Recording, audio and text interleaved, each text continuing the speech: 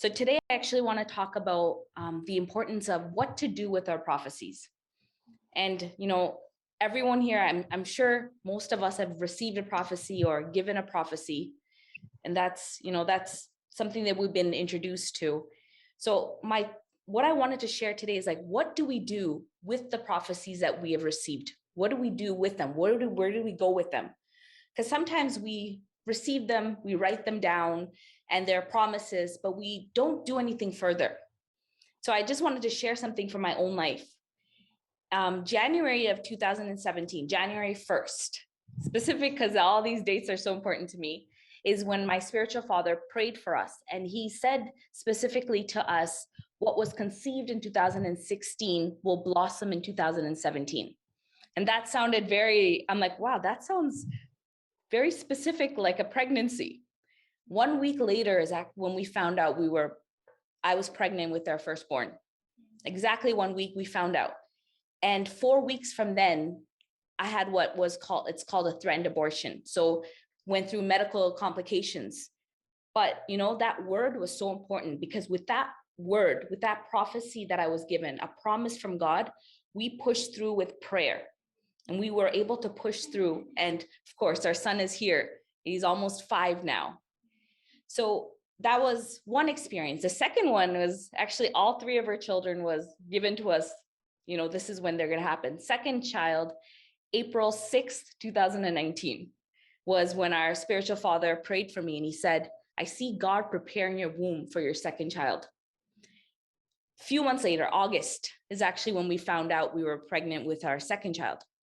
And what happened was September, again, I had some medical complications. I ended up having what we call acute pancreatitis and acute cholecystitis. So both issues that I had to be admitted for.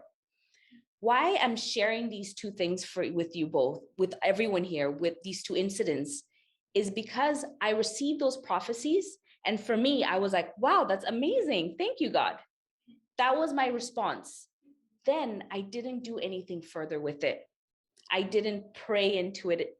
Because what I didn't know then, what my spiritual intelligence I didn't know then was that a prophecy is given to us to show us, yes, this is going to happen, but it's also there so that we prepare.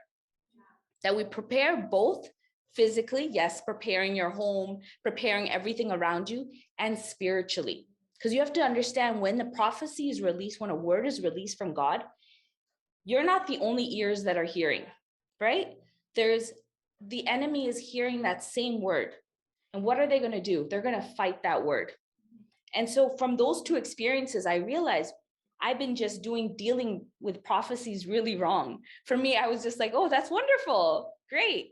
But I forgot my step, what I have to do. What I had to do is pray.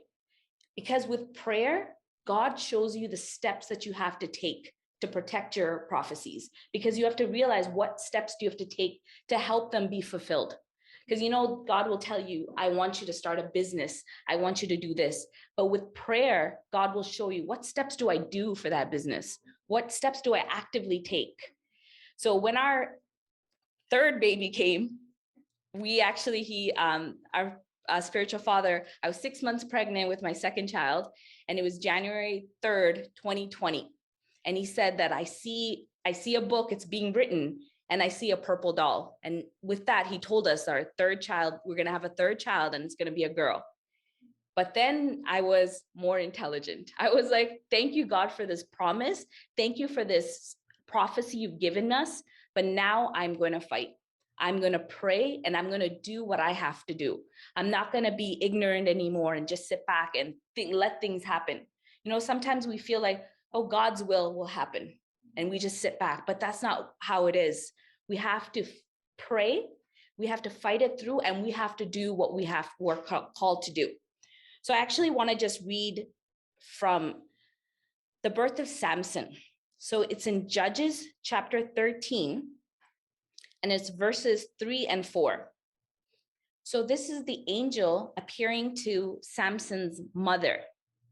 In verse 3, it says, and the angel of the Lord appeared to the woman and said to her, behold, you are barren and have not borne children, but you shall conceive and bear a son.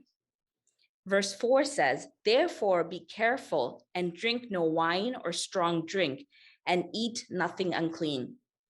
So the angel of the Lord came to Samson's mother and gave a promise and said, you're going to have a son.